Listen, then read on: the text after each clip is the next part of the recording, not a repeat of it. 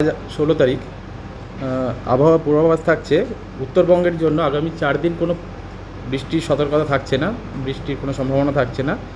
Day 5 অর্থাৎ 20 তারিখে বৃষ্টির সম্ভাবনা থাকছে উত্তরবঙ্গের 2-1 স্থানে এবং দক্ষিণবঙ্গের ক্ষেত্রে আগামী 3 দিন বিক্ষিপ্তভাবে সমস্ত জেলাতেই বৃষ্টির সম্ভাবনা থাকছে এবং 19 তারিখে ডে 4 সেখানে বৃষ্টির সম্ভাবনা থাকছে বেশ কিছু জায়গায় এবং ডে 5 অর্থাৎ 20 তারিখে বৃষ্টির সম্ভাবনা থাকছে আপনার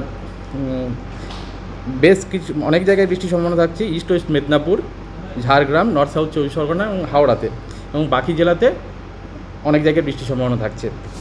আবহাওয়ার সতর্কতা থাকছে উত্তরবঙ্গের ক্ষেত্রে আগামী 5 দিন কোনো আবহাওয়ার সতর্কতা থাকছে না।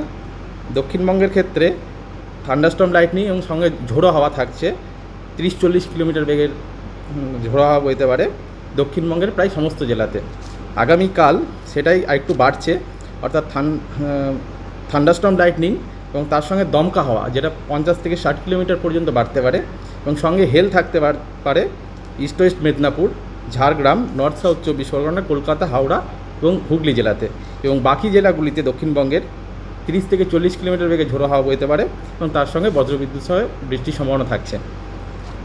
আর 18 তারিখ অর্থাৎ ডে 3-তে থাকছে থান্ডারস্টর্ম লাইটনিং এবং তার সঙ্গে ঝোড়ো হাওয়া 40 থেকে 50 কিলোমিটার স্পিডে।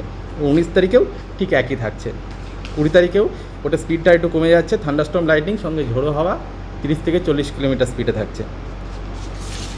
আর কলকাতার ক্ষেত্রে আসি, কলকাতায় আজ 16 তারিখ আংশিক মেঘলা আকাশ সঙ্গে বজ্রবিদ্যুৎ সহ ঝড় এবং বৃষ্টি এবং ঝোড়ো হাওয়া বইতে পারে এবং সর্বোচ্চ এবং সর্বনিম্ন তাপমাত্রা থাকতে পারে 33 এবং 24 ডিগ্রি সেন্টিগ্রেডের আশেপাশে।